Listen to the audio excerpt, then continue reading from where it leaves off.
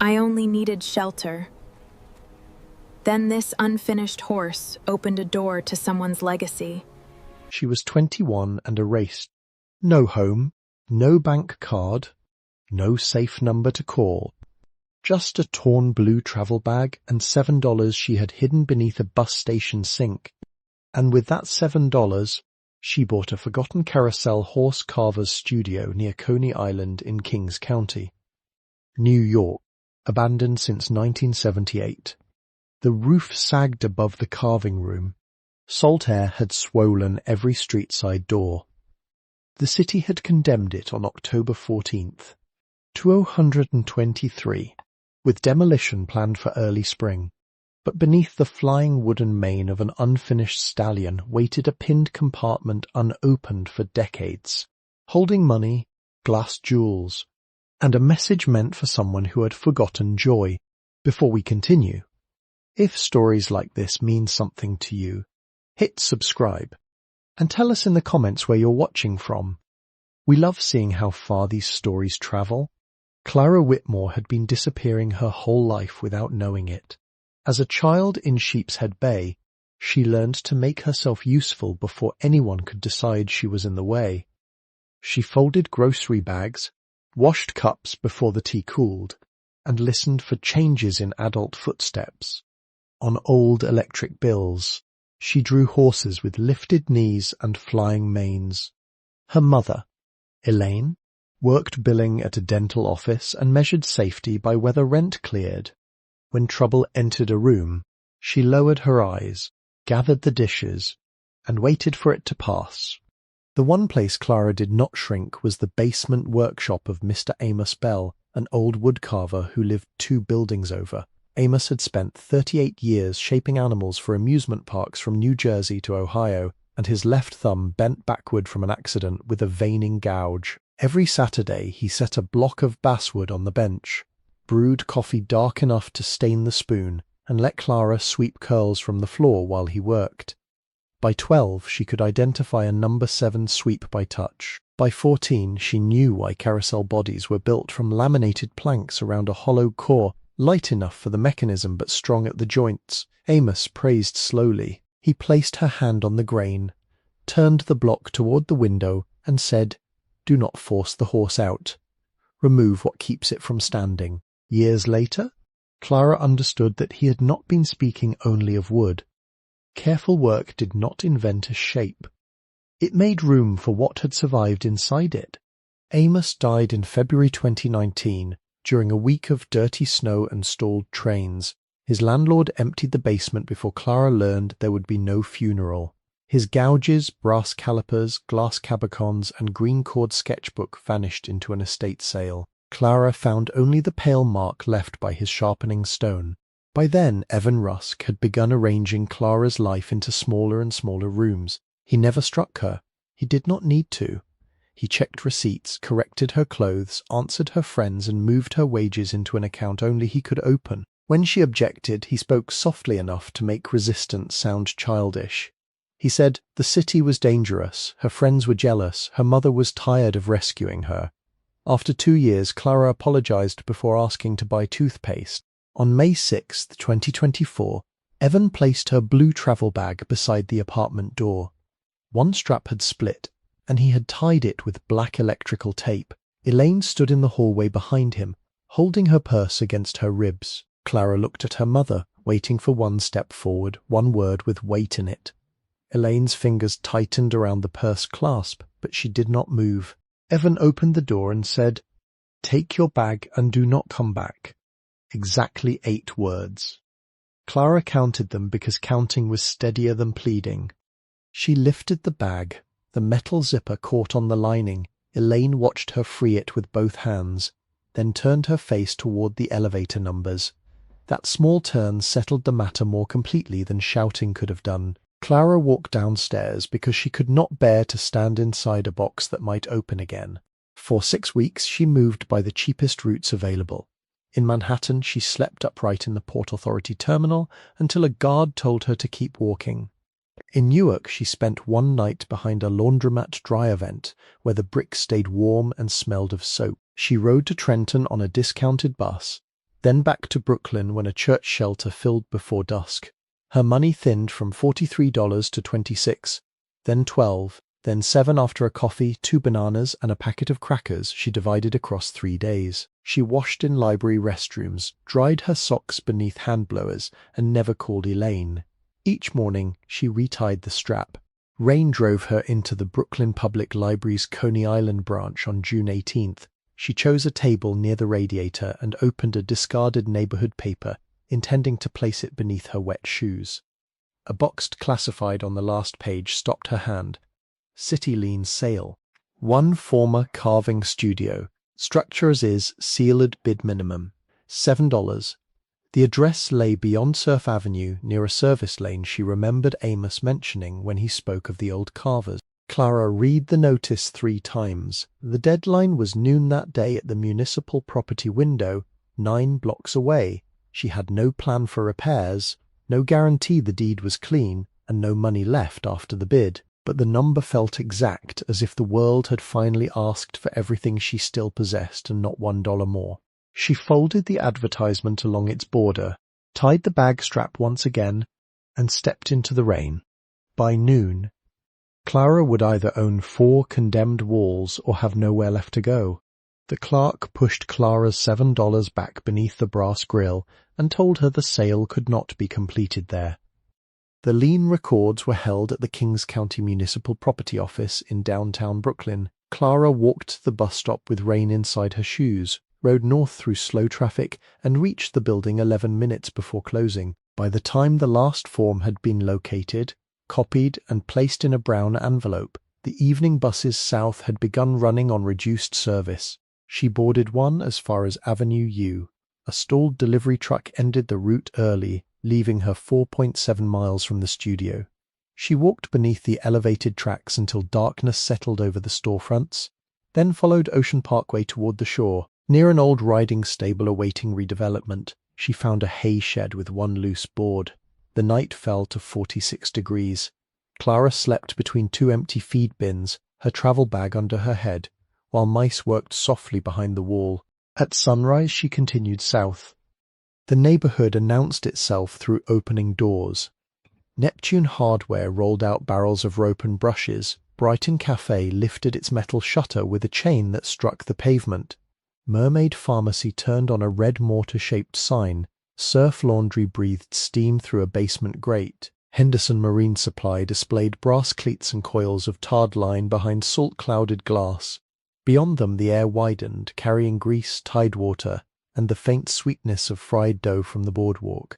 Clara returned to the municipal office annex named on the deed packet, a narrow brick building 2 blocks from Surf Avenue. Inside, a ceiling fan moved without cooling anything. The clerk behind the counter wore a silver chain attached to one temple of her spectacles. Her nameplate read MRS. Lucille Harrow, Permantif Records. Mrs. Harrow unfolded the classified advertisement and examined Clara over the rims of her glasses. You understand the building has no occupancy certificate? Yes, ma'am. You understand the electrical service was disconnected? Yes, ma'am. You understand the city will not repair the roof? Yes, ma'am. You understand demolition remains scheduled unless the violations are answered before March? Yes, ma'am. Mrs. Harrow held the paper still for a moment. And you have inspected it? No, ma'am. The fan clicked above them. That was not one of the acceptable answers. Clara placed the torn blue bag against her ankle. It is the only one I have. The clerk opened a drawer and removed a deed form already marked with the city lien number. The minimum bid had drawn no other buyer. The lot was too narrow for modern construction without a variance, and demolition would cost more than the land was expected to bring. Clara signed where Mrs. Harrow placed a wooden ruler. The clerk counted the 7 $1 bills twice, pressed a brass seal into the lower corner, and struck it with a hinged stamp that landed like a small judge's gavel. Then she read Clara's full name. Whitmore, she said. Clara looked up. Mrs. Harrow reached beneath the counter and drew out an older index ledger, its binding repaired with grey cloth. She turned pages with the flat of her hand until she found the original ownership transfers. The studio had belonged to Silas Bell Carving Works, then Amos Bell, then the city after unpaid taxes and years without a legal occupant. Amos Bell was your grandfather? No. He lived near us. The clerk studied her face. He came here every spring to argue about that lien. Always carried a green sketchbook on a cord. Said the place belonged to the work. Not to him. Clara's fingers tightened against the counter. Mrs. Harrow continued more gently. Amos had never managed to clear the title. Hospital bills came first, then penalties multiplied. His final visit had been in October 2018. He had asked that any future buyer be told to examine the large jumper horse before discarding it. Did he say why? He said a carver should know where weight has been removed. The sentence settled between them with the dry smell of paper and stamp ink. Mrs. Harrow folded the deed into the brown envelope. She gave Clara precise directions: west on Surf Avenue, north at West 12th Street, left beside the chain-link lot, then along an unnamed service road following Coney Island Creek. The studio stood behind a former scenery warehouse. Its official number had fallen from the wall years ago. You may still walk away, she said. Clara placed the envelope inside her bag. I already walked here. The service road narrowed beside marsh grass and rusted fencing. A man in green coveralls watered tomato plants in 5-gallon buckets outside a repair garage. He introduced himself as Mr. D'Angelo and pointed toward the creek with the hose nozzle. His dog, a broad brown animal named June, followed Clara to the edge of his lot and stopped beneath 2 black walnut trees growing from a strip of broken concrete. Past them, the studio appeared. It was a 2-story brick and timber building, roughly 24 feet wide and 50 feet deep, with a rear addition leaning toward the water. Tar paper showed through missing roof shingles. A square chimney rose from the eastern wall, its top course ragged against the sky. Above the swollen front doors hung a carved sign with most of its paint gone: Silas Bell, Carousel, Animals and Ornament. One iron hinge had pulled loose. Clara lifted the door while pushing, and the lower edge dragged across the floor with a long wooden complaint. The front room received daylight through 2 grimy windows. Dust lay thick enough to preserve the tracks of pigeons. Her first breath tasted of salt, old oil and plaster. Somewhere overhead rainwater moved inside a gutter with a hollow tapping sound. When she set down her bag, the floor answered beneath her palm with the faint vibration of loose boards. The back room was larger. Basswood planks rested on wall racks, their ends pale beneath the dust. 3 unfinished horses stood on ironwork frames. One had no ears. Another carried only the first red undercoat cracked into small islands. The largest was a jumper stallion, with its neck arched and its mane carved in deep, wind-blown ridges. Empty sockets waited along the breast strap where glass jewels had once been fitted. Clara moved closer. She touched the mane with one finger. The wood felt dry but not rotten. Beneath the flaking paint, the gouge cuts remained deliberate, each curve flowing into the next. It was not Amos's hand. She knew that at once. His grooves had ended cleanly with a slight lift at the edge. These marks were older and narrower, made by someone who sharpened often and pressed lightly. A gull cried over the creek. From the wall came the mineral smell of damp brick. Clara heard traffic beyond the warehouses, but inside the studio each sound seemed held apart: the scrape of her sleeve, the soft fall of dust, the movement of her own breathing. She found a hand pump behind the rear addition, but no water came after 20 strokes. The electrical panel contained only clipped wires and a dead meter. In a cupboard she discovered 1 enamel cup, 3 bent nails, and a box of wooden matches sealed in waxed paper. The matches were dry. Night gathered early beneath the roof. Clara swept one clear space with a bundle of straw tied around a broken dowel. She folded her coat beneath her head and lay on the front room floor beside the travel bag. Cold came upward through the boards. Wind pressed against the warped door, carrying the distant turning music of the amusement district, thin and uneven across the dark water. Before sleep, she looked through the doorway at the unfinished stallion. Its lifted forelegs threw a long shadow across the workroom wall. as though the wooden animal had been waiting mid-leap for someone to return. We always return to where we began, but with a different heart. Clara woke before sunrise with the imprint of a floorboard across her cheek. For the first 3 days she worked only on what would keep her alive. She lowered a weighted string into the hand pump well and found water 11 feet below the casing. After priming the leather cup with water borrowed from Mr. D'Angelo, the pump coughed rust sand, then a clear stream cold enough to numb her fingers. The outhouse behind the walnut trees leaned east but remained usable after she replaced one hinge with fencing wire. At night she learned which floorboards creaked beneath her weight, and which groaned several seconds after she passed, as if the building were answering slowly. On the 4th morning, she carried her last empty water bottle to Neptune Hardware. The shop was deeper than it looked from the street, with narrow aisles rising beneath shelves of hinges, stove rope, paint cans and glass jars filled with screws sold by weight. Coal dust darkened the floor near the rear stove. The owner stood behind a scarred counter, trimming a carpenter's pencil with a pocket knife. He had one white eyebrow and one dark one, which gave his face the permanent look of doubting half of whatever he heard. His name was Walter Pike. "You are the girl in Bell's shop," he said. "I own it." Walter turned the pencil and cut another clean shaving. "That is a more expensive sentence." Clara placed the deed envelope on the counter but did not open it. She explained the dead electricity, the chimney, the well, and the $7. When she finished, Walter rested the knife beside the register. "I cannot give away a hardware store. I did not ask you to." "No." "You asked whether I extend credit." "That is the same question wearing a better coat." Clara looked toward the shelves. "I can sweep, unload deliveries, or keep records." Walter studied her hands, then wrote her name in a narrow ledger. $25? "No more until you pay $5. He added a used booklet with a water-stained cover, Repairs for the Owner-Built House, 1967 edition. "That is not on the account," he said. The last owner returned it with every useful page folded. Clara chose only what the chimney demanded.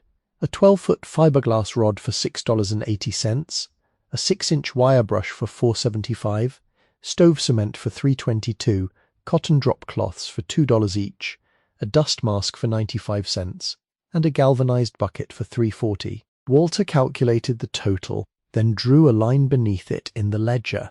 "You have $2.90 left." "I have none." "You have credit. Do not confuse them." Back at the studio, Clara spread the drop cloths around the hearth and removed the rusted stovepipe one joint at a time. The lower elbow held a crust of creosote thick as bark. She sealed the fireplace opening with one cloth, leaving a slit for the rod, then climbed through the rear window onto the addition roof because the interior ladder had 2 split rungs. The chimney cap was gone. She tied the wire brush to the fiberglass rods, lowered it into the flue, and worked in short strokes rather than forcing it downward. Each pass loosened black flakes that struck the cloth below like dry rain. At 4 feet, the brush stopped against a hardened ridge. Clara rotated the rod clockwise, lifted 6 inches, and pushed again. The ridge broke after 23 minutes, releasing soot so dense it rose around the chimney mouth and coated her teeth with bitterness. She worked 5 hours that day and 3 the next. After the last pass, she lowered a mirror into the firebox and angled sunlight upward through the flue. A small white circle appeared at the top. She patched 2 gaps in the stovepipe collar with furnace cement, waited until evening, then burned a twist of newspaper beneath the opening. The smoke climbed without folding back into the room. Clara fed in 3 basswood scraps, then 1 piece of split walnut from the fallen limb outside. Heat spread slowly through the iron stove. She boiled well water for 12 minutes and poured it over a cup of rice Walter had included without entering it in the ledger. With a sliced onion from Mr. D'Angelo and salt taken from a paper packet at the cafe, it became her first hot meal in more than a week. She ate sitting on the floor, holding the enamel cup between both palms. The workroom waited until the chimney was safe. Clara began at the north wall, recording each object on the blank pages behind the repair manual. There was a bench vise with wooden jaws, stiff but unbroken, a rack holding 9 gouges whose edges had bloomed with orange rust, a horse's glass eye wrapped in newspaper dated April 1964, 3 packets of gold leaf flattened beneath a brick, a leather mallet split along one seam, a proportional divider used to enlarge drawings, and a canvas roll containing files shaped for teeth, nostrils, and the narrow channels between carved strands of mane. Above the bench hung a charcoal drawing of a carousel lion. The artist had corrected the shoulder 6 times, each abandoned line still visible. The unfinished stallion stood nearest the rear doors. Clara brushed dust from its flank and inspected the laminated body seams. Traditional carousel animals were not carved from a single log. Their bodies were assembled from joint basewood planks around an empty interior, with the head and legs fitted separately along reinforced blocks. The hollowness reduced weight and allowed the wood to move without splitting. She tapped the belly with the wooden handle of a gouge. The sound was open and low. She tapped the chest. Denser. The neck produced the expected narrow resonance of layered wood, but the mane answered differently. One section beneath the highest carved wave gave a short, muffled knock. Clara struck it again, then tested the surrounding ridges. The difference covered an area no wider than her hand. She lifted the horse's glass eye from the bench and compared its weight against the carved section, though she knew the objects were unrelated. The gesture steadied her.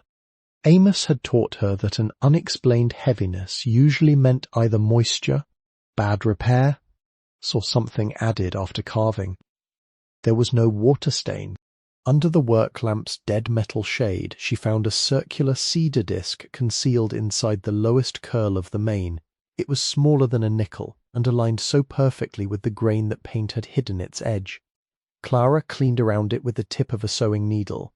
The disc did not turn. When she pressed it inward, something clicked behind the carved panel. A section of mane moved less than 1/8 of an inch. She did not pry it open. First she laid a blanket beneath the horse. Then she padded the panel edges with folded cloth and worked a thin palette knife along the seam.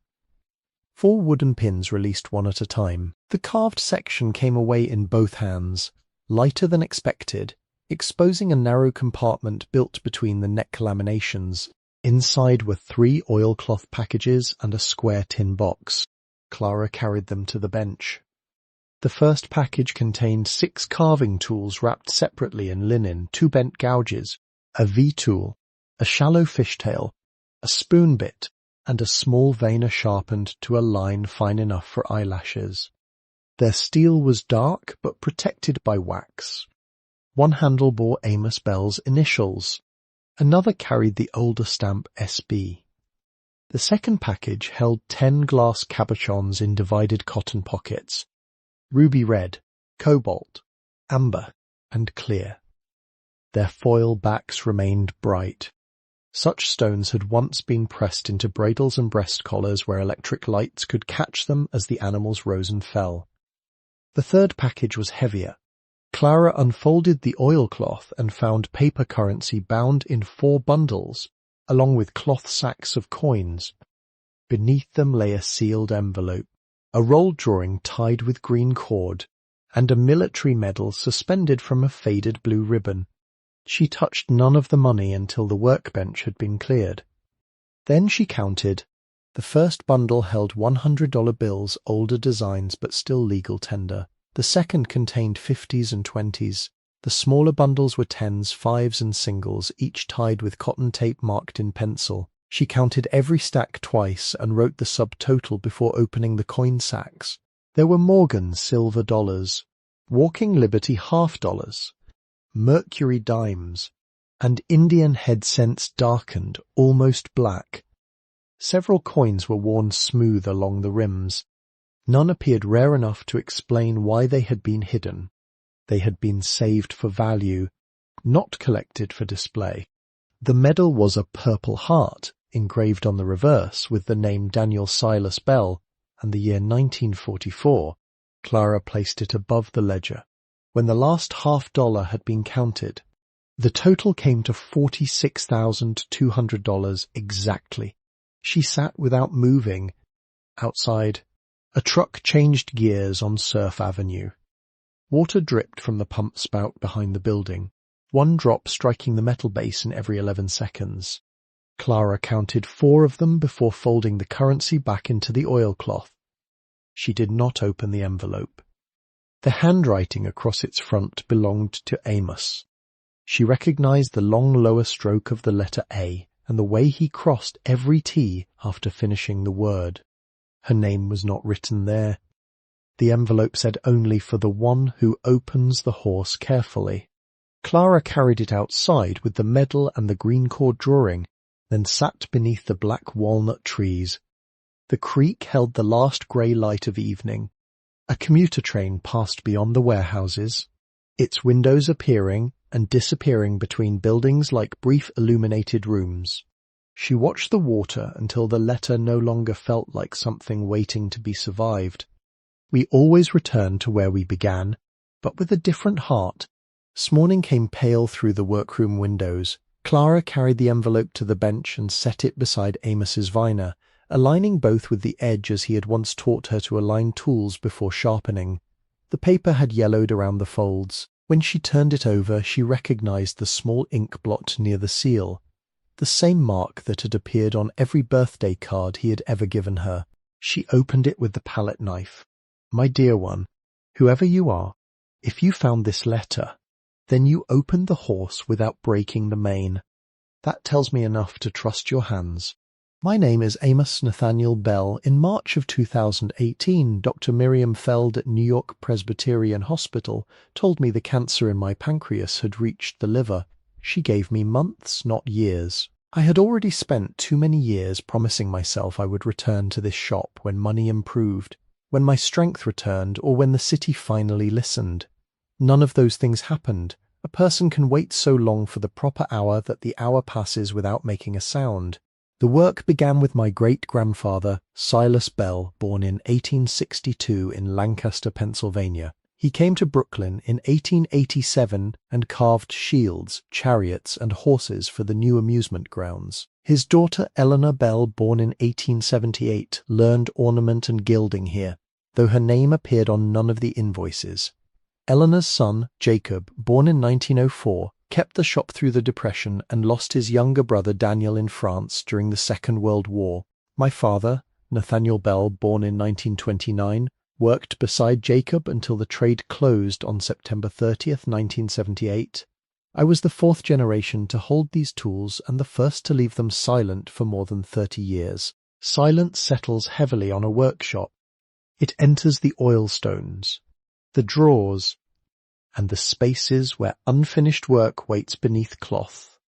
Do not mistake that silence for death.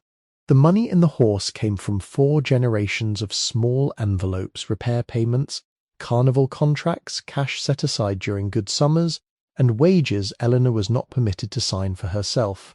I added what I could.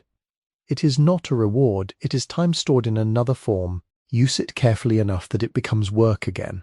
If you mean to carve, begin with basswood dried below 10% moisture. Build the body from matched planks around a hollow core, using 1 part hide glue to 1 part water by weight, and warming it no hotter than 145 degrees Fahrenheit. Clamp overnight, but leave the block untouched for 24 hours after release. Keep the leg grain running from shoulder to hoof, never across it. For gilding, lay oil size thinly, and test it after 12 hours with the back of 1 knuckle. If it whistles, wait. If it pulls without smearing, the gold will hold. Do not sand away the final tool marks. A horse polished until every cut disappears will look manufactured, no matter how carefully it was made. Leave evidence of the hand. That is where the light rests. You may wonder why I hid these things instead of giving them to someone I knew. I tried. People wanted the money without the burden, or the tools without the patience. Some wanted the building cleared so the land could be sold. I needed to leave the choice to the person willing to enter after the doors had swollen and the roof had begun to fail. Inheritance is not blood alone. It is what a person agrees to carry when no one is watching. It is sharpening a dull edge before putting it away. It is replacing a loose wedge so the next hand is not injured. It is saving one straight board when burning it would be easier.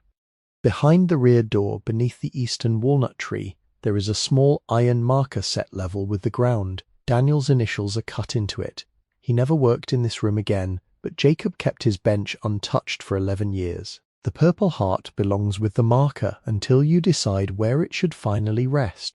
The glass stones came from Eleanor's drawer. She chose them for a great carousel that was never completed. The drawing tied in green cord is hers. On the back she wrote the only explanation she ever gave for continuing after Daniel died. The house is not empty. It has been waiting. You're welcome here. Amos Nathaniel Bell, October 21st, 2018. Clara read the letter twice. The second time, she paused where Amos had written about Eleanor's unsigned wages. She laid her thumb beside the sentence but did not cover it. Then she returned the pages to their original order and folded them along the old creases, pressing each line with the flat side of the palette knife. The rear door opened only after she removed the lower hinge pin and lifted the swollen edge over the threshold. Outside, morning mist rested over the creek. Clara walked to the eastern walnut tree and cleared wet leaves from the soil with her hands. At first she found only brick fragments and roots. Then one fingernail struck iron. The marker was smaller than a paving stone, dark with corrosion and set precisely level beneath the tree. She cleaned it with the corner of her coat. DSB had been cut into the metal above a single date, 1944. No prayer, no rank, no explanation. Beside the initials was a shallow carving of a carousel pole passing through a 5-pointed star. Clara brought the Purple Heart outside and placed it on the marker. Wind moved the walnut branches. The faded ribbon stirred once, then lay still. Inside the workshop she selected one of Amos's tools, the narrow viner marked with his initials. She rubbed away the wax with linen, set the bevel against the old sharpening stone she had found beneath the bench, and worked it through mineral oil in slow circles. After 10 minutes, a dark slurry gathered beneath the steel. She raised the handle by the width of a matchstick and polished the edge until it caught a narrow line of window light. The tool was not a candle, yet when she set it upright beside the letter, the bright edge seemed to hold a flame. Clara began to understand that she had not reached the studio alone. Mr. D'Angelo had given her well water before he knew whether she would stay. Walter Pike had opened a credit ledger and placed rice in her supply bag without naming the kindness. Mrs. Harrow had remained after closing to find Amos's old record. At Brighton Cafe, a waitress named Doris Vale had filled Clara's cup twice and charged her only once. None of them had rescued her. They had done something smaller and more useful. Each had placed one solid object within reach. Water, a ledger, a direction, a warm cup. Clara had used those objects to take the next step herself. There may have been a moment in your own life when someone offered a small kindness they later forgot, though you carried it for years. What was it? A meal? A ride? A patient sentence? Or a door left open when you had nowhere else to stand? That evening, Clara wrapped the tools in clean linen and placed them beside her coat on the floor. The glass stones remained in their cotton pockets. Amos's letter rested beneath the green cord drawing, close enough that she could touch the folded edge without rising. She slept with the inheritance beside her, not yet as its owner, but as the first person in many years to keep it safe. The first snow came on December 2 and measured 6 inches against the rear step. By noon, meltwater had found 3 paths through the roof and was dripping into pans Clara arranged beneath the rafters.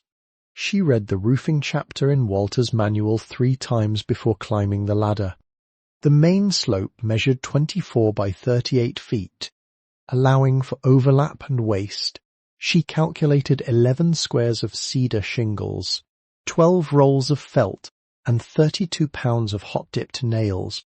The numbers were larger than her credit. Walter studied the list, then disappeared into the back room of Neptune Hardware.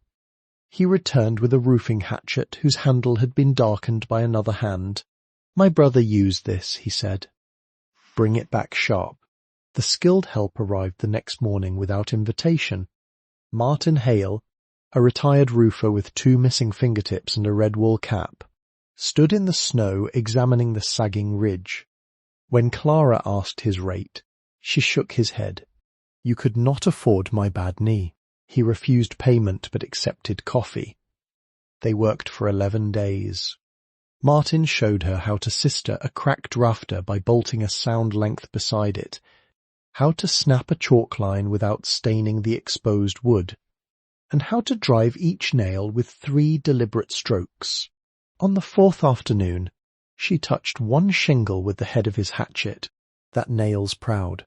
Clara reached for the hammer. Pull it. The repaired roof was finished on December 15th. That night, sleet crossed the creek and struck the new shingles for hours. Clara placed the old pans in their usual positions, then sat beside the stove listening.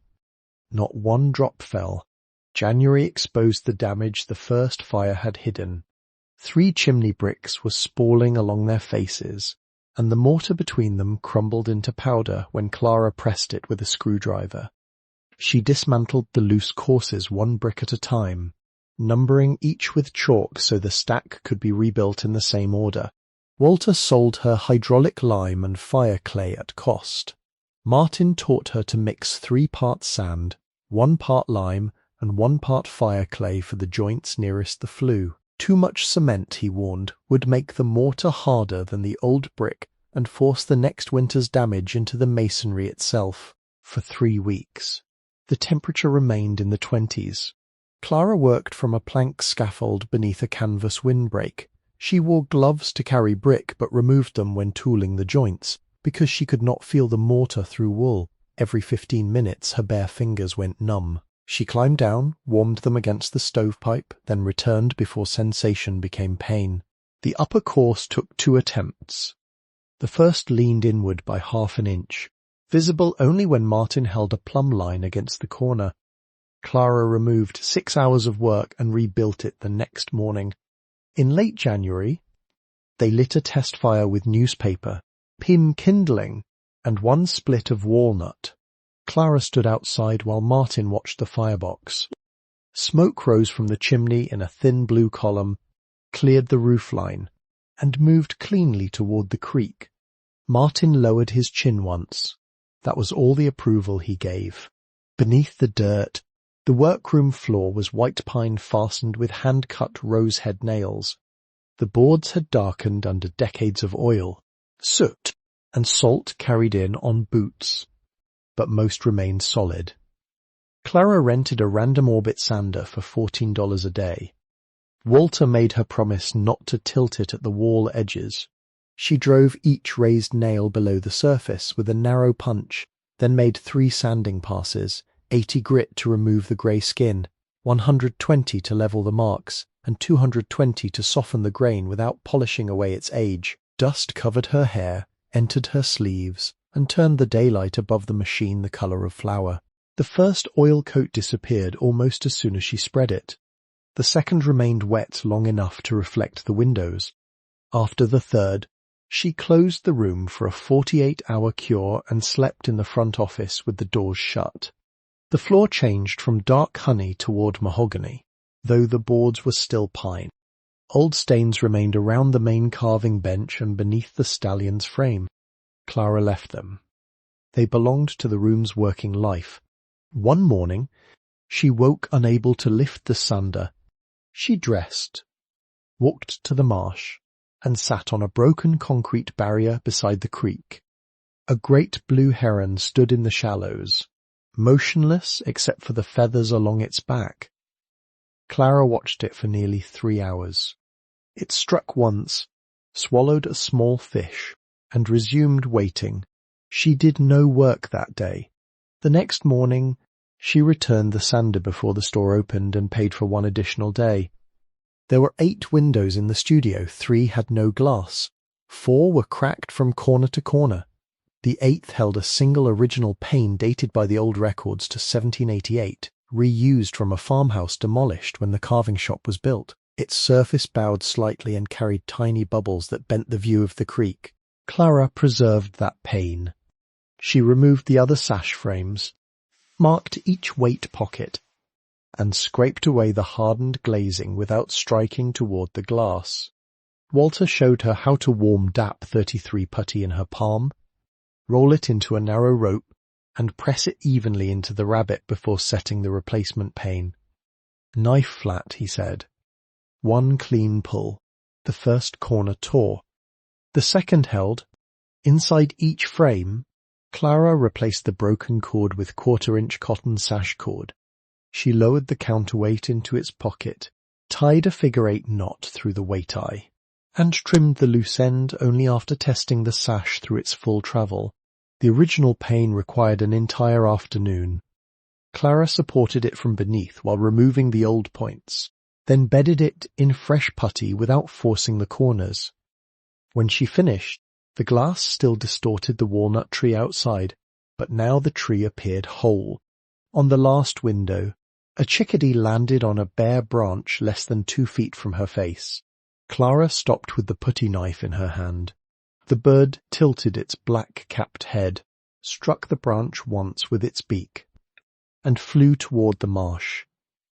She watched the branch rise after its weight had gone, then drew the final line of putty smooth against the frame.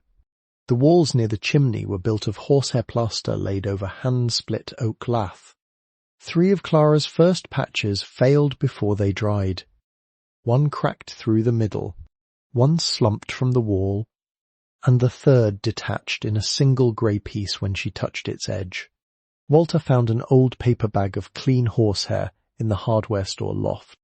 Clara mixed it into lime plaster until the fibres spread without clumping, then dampened the lath before trying again. She pressed on a scored scratch coat and left it rough enough to grip the next layer.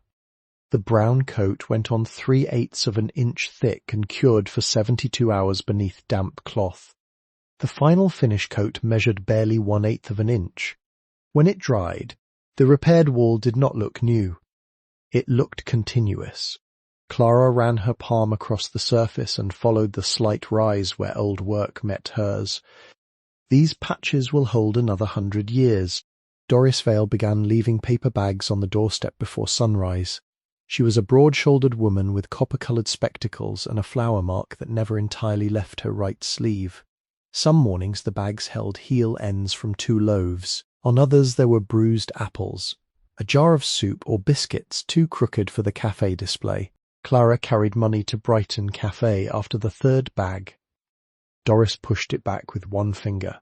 "Pay me in candles when the shop reopens." She said it as though reopening had already been entered on a calendar.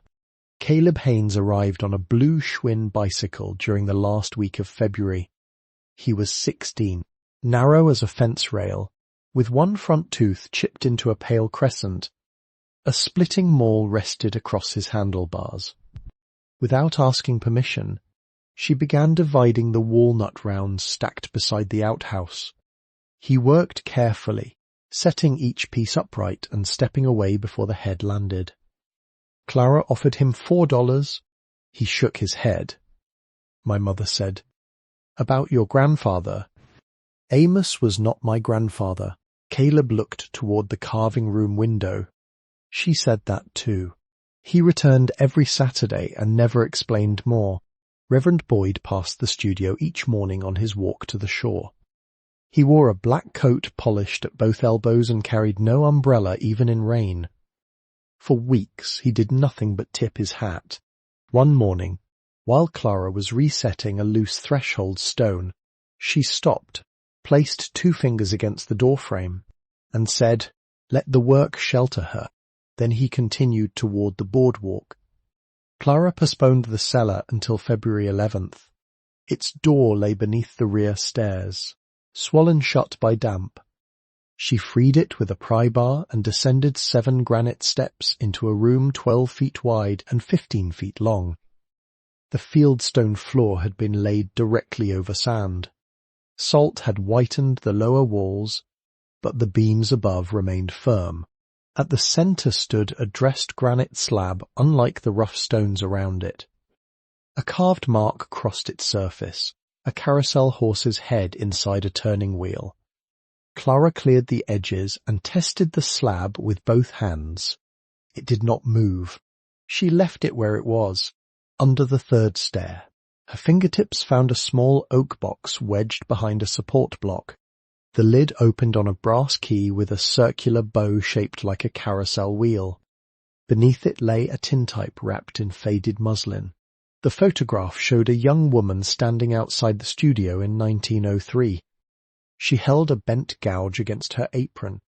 Her hair was pinned high, her sleeves rolled above the wrists, and her face carried Clara's narrow jaw, straight brows, and habit of looking slightly away from the camera.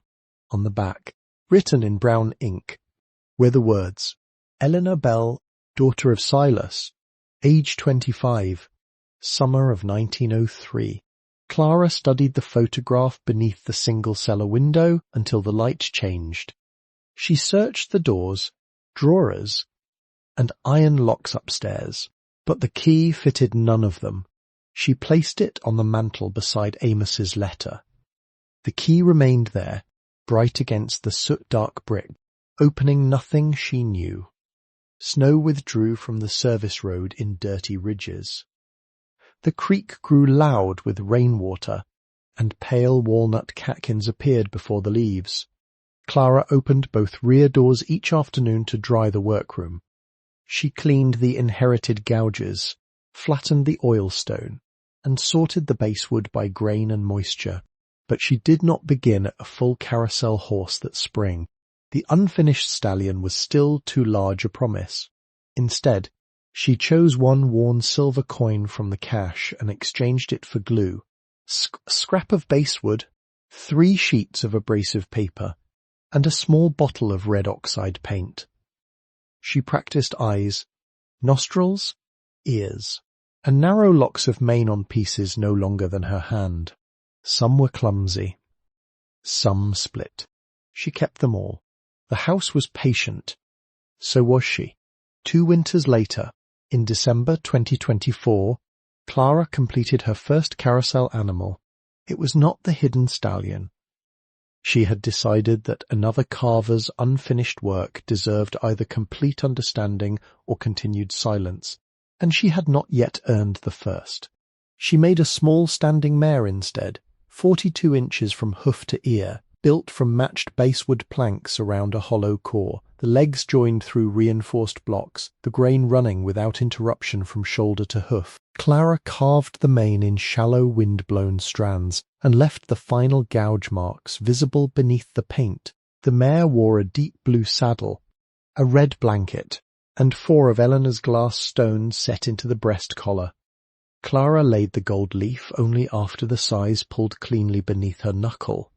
When she carried the finished animal into the front room, winter light moved across the gilded edges and settled inside the tool cuts. The studio had changed without becoming polished. The restored white pine floor still held dark circles beneath the carving benches. The original bowed window bent the creek into a wavering silver line. Amos's tools hung above the bench beside Eleanor's photograph, and the repaired walls retained slight rises where new plaster met old. Nothing concealed the years. On the evening of December 18th, Clara carried the brass key outside while clearing ice from the walnut roots. Caleb had built a narrow boardwalk from the rear door to the pump.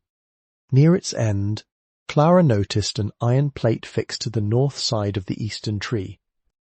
Bark had grown around the corners until only a dark rectangle remained. At its center was a keyhole. The brass key entered with resistance. Clara turned it once and heard a mechanism release inside the trunk. The plate opened outward. A copper-lined cavity had been fitted between 2 old roots and sealed from rain with overlapping lead. Inside rested a bundle wrapped in waxed canvas. Clara carried it to the workshop before opening it. The bundle contained a folded 48-star American flag and a short letter dated June 7th, 1944. The handwriting matched the inscription on the tintype. My son Daniel. Yesterday the radio gave us the names of beaches in France. We do not yet know where you are.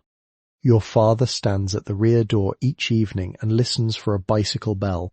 Though you have not owned a bicycle since you were 14, I have placed this flag in the walnut because trees keep what houses sometimes lose. If you return, we will hang it over your bench. If you do not, let the next worker know that your place was kept for you. I finished the grey mare today. The neck is not right, but I have left my cuts in it. You once said her face looked brave. I hope she carries that word farther than I can. Your mother, Eleanor. Clara, read the note beside the unfinished stallion. The flag smelled faintly of metal and cedar. One edge had been repaired with hand-stitching. She did not hang it above Daniel's bench. The letter had named the condition, and Daniel had never returned. Instead, on June 6, 2025, Clara carried the Purple Heart, the flag, and copies of the Bell family records to Cypress Hills National Cemetery. A cemetery official confirmed Daniel Silas Bell's burial among the Second World War dead. On the 81st anniversary of the Normandy landings, Clara placed the medal in a protective case beneath his name and stood there until the morning rain ended. She returned the original flag to the walnut compartment. The money remained inside the carved stallion only until the studio became secure. Clara opened an account requiring 2 signatures for withdrawal, hers and Mrs. Harrow's successor at the property office. She used $1 silver for her first practice materials, a second to purchase a proper carving vise, and 3 worn dimes to pay Doris for the candles she had promised. The rest stayed untouched. Clara wrapped the old currency in new archival paper, sealed the coin sacks against moisture, and placed them inside a steel box beneath the workbench. On the lid she fixed a brass plate engraved with 2 words, the next one. She did not decide who that person might be. Amos had not chosen her by blood, and she would not narrow the inheritance before the future arrived. The shop reopened without an announcement. Doris pinned a white index card to the Brighton Cafe corkboard between a piano lesson notice and an advertisement for a lost grey cat. Carousel animal repair, wood ornament, small commissions. Inquire at Bell's studio. The first customer brought a broken wooden rabbit from a child's ride dismantled in Pennsylvania. The second mailed a lion's ear from Ohio. By spring, the names of more than 40 people had been written into a narrow mailing ledger, each beside a note describing an animal, an ornament, or a part they hoped could be repaired. Clara accepted only the work she could finish carefully. Some months. That meant one piece. Caleb returned on an April morning carrying a hand-carved sign across the handlebars of his Schwinn. He was taller, and the bicycle now looked too small beneath him. The sign had been cut from walnut and shaped to match the surviving board above the front doors. Across it he had carved Silas Bell, carousel animals and ornament, and daughters. Clara traced the final words. There were no daughters listed after Eleanor. Caleb leaned the sign against the bench. There was Eleanor. That is one, he shrugged. You might not be the last. They installed it beneath the original sign rather than replacing what remained. The new walnut looked almost black against the weathered board. From the service road, the added words appeared smaller, but they were the easiest to read. That summer, Clara began a letter. She used heavy cream paper and Amos's fountain pen, which Walter had found in the back of an unpaid repair drawer. She dated the page, then remained at the bench for nearly an hour before writing the first line. My dear one, whoever you are. She described the roof, the marker beneath the walnut tree, the account requiring 2 signatures, and the reason the unfinished stallion had not yet been completed. She included instructions for maintaining the well leather, cleaning the chimney, and testing hide glue by smell before heat. She did not explain Evan, the apartment hallway, nor the 6 weeks without a bed. Those belonged to her life, but they were not the measure of what the next person should inherit.